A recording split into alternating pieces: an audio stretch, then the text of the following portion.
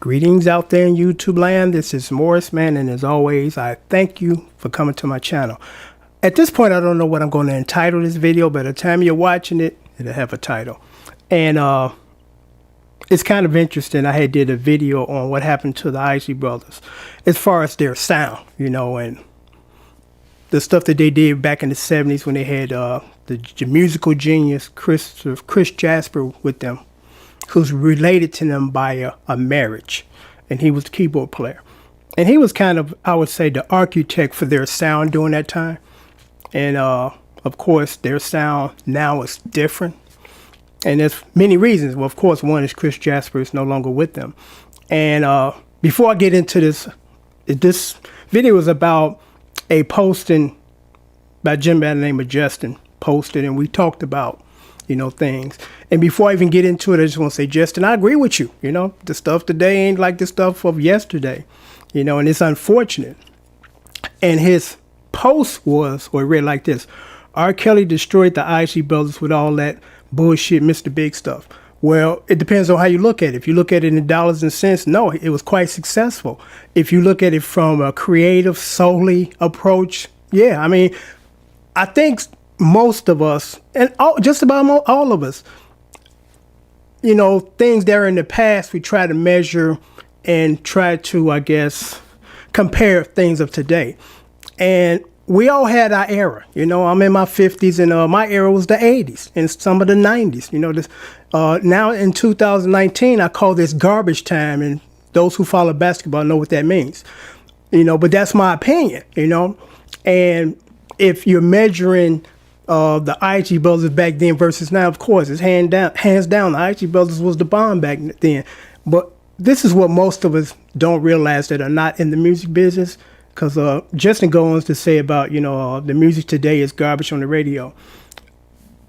From the music standpoint, music company, they don't care whether it's good shit or bad shit, as long as it's selling.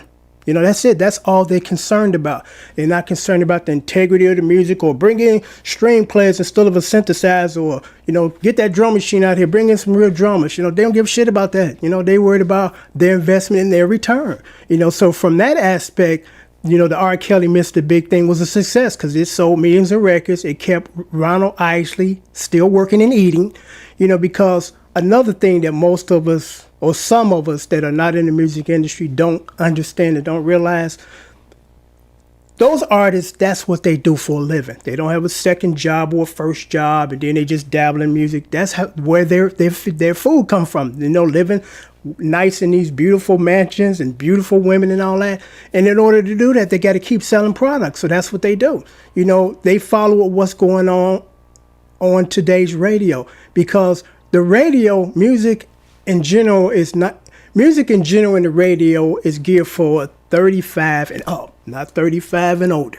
You know, they don't give a shit about the 35 and older guys. They've had their day in the sun, and they're trying to cater to these young kids that's buying product. You know, so it would make sense for a Ronald Isley to get together with a hot producing R. Kelly and hook up some tracks and make some money. You know, I ain't mad at him. You know, I don't expect today's music to be as good as yesterday's by my standards, and that's the key. My opinion. You know, in my opinion, it's not worth a hill of beans. You know, but the big picture is they're selling product. They don't give a shit about, yeah, this do sound good, I like it, these are great musicians and great singers. They worried about making money, and that's all they're concerned about. And when you don't make any money for them, you don't hang around too long. You know, so from the music business aspect, that's how it is. Now, for just the average music enthusiast that buy music and go to concerts, yeah, you might have a beef if you're over 35 with today's music, but guess what?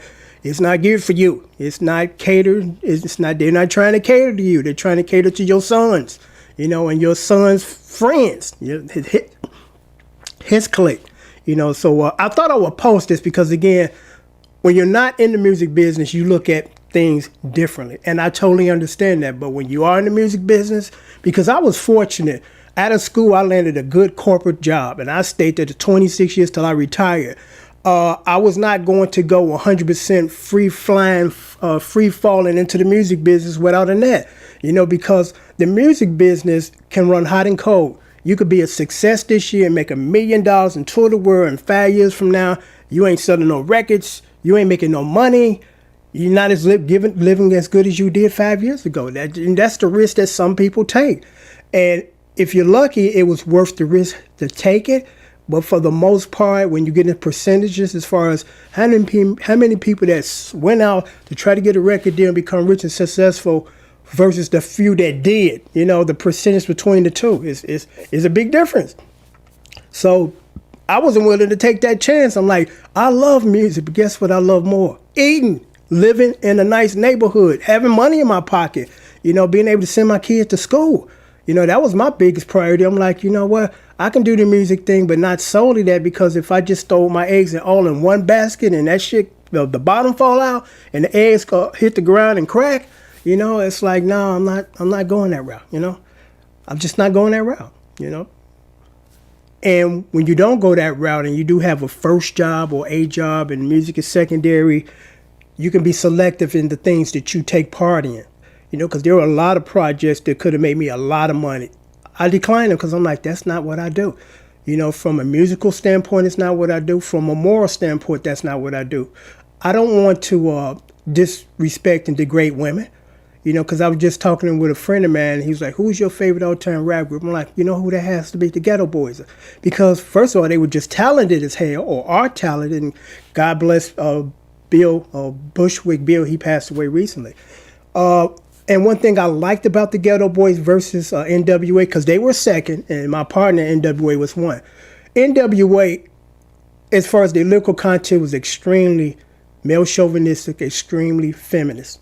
They were very male chauvinist. They were very disrespectful to women. And it's like, I'm not with that. I'm like, you can be very different in your music approach, dye your hair and play your guitar backwards and your pants sagging, but when it comes to being disrespectful to women, I'm like, I'm not with that. I've had a lot of rappers offer me a great deal of money to produce their stuff, but when I heard all that bitches and whole stuff, like, no, dude, shutting it down. That's not me. Well, we're going to pay you. Nah, it ain't about money, man. Because when I think of that, I think about my mother. I think about my sisters. I think about my daughter. Would I want any man to treat them and talk to them like that? Hell no. So why would I do that to another man's mother, sister, or daughter? It's not enough money in the world for me to send me that route. There are other opportunities where you can make a good living and feel good about what you're doing, as opposed to, what you're doing is fucked up, but you're just trying to make money. And it's like, I can't live like that. I got a conscience. I'm like, no, I can't be doing that kind of stuff. Because what's interesting, and then I'm going to sign off. I had a friend. She used to sing in a band. And she contacted me and said, my sons are, they rappers. And, I know you're good at producing. Would you look at, listen to them and see what you think? And perhaps you can, help produce some of their stuff. I'm like, sure, no problem. And she sent me a tape. And these guys was going on bitches and whores. And I was like, and in the background, off to the side, there was this person. And I couldn't really make that person out at first. Then when I looked closer, it was her. I was like, wow, these guys are spitting this foul garbage in front of their mama. In front of their mama. And their mama okay with this. I'm sorry. I can't help you, I can't help you. But again, I'm wrapping this video up. The purpose, again, of this video was to kind of give some insight on the music aspect of music, because to the average music lover, it's just music. But for the businessman, it's the music business. And they're running a business and they're trying to sell product. And they do whatever they need to do to sell product. A lot of these old artists that are getting re-energized because of these new artists, ain't nothing wrong with that, the music that they're producing now is not as good as the stuff in the 70s, and it doesn't supposed to be, That was a different era, There was a sense of integrity before really greed kicked in big time and hard like it has now, because there were things back in the 60s they wouldn't do that they do now. It's like, no, we're not trying to do nothing like that, But unfortunately, as time progresses, things get worse in some aspects of life. And in some aspects, it get better. The technology today is just unbelievable versus back in the 60s.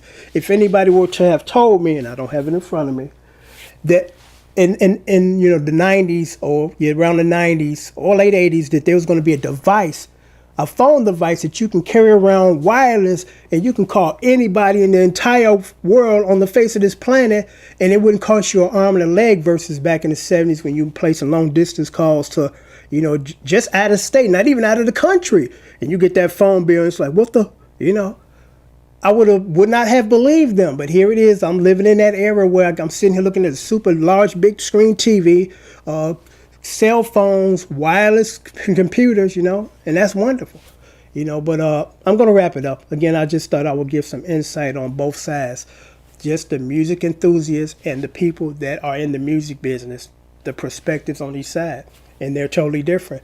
And the majority of people that are music enthusiasts are totally unaware of the music aspect, the business.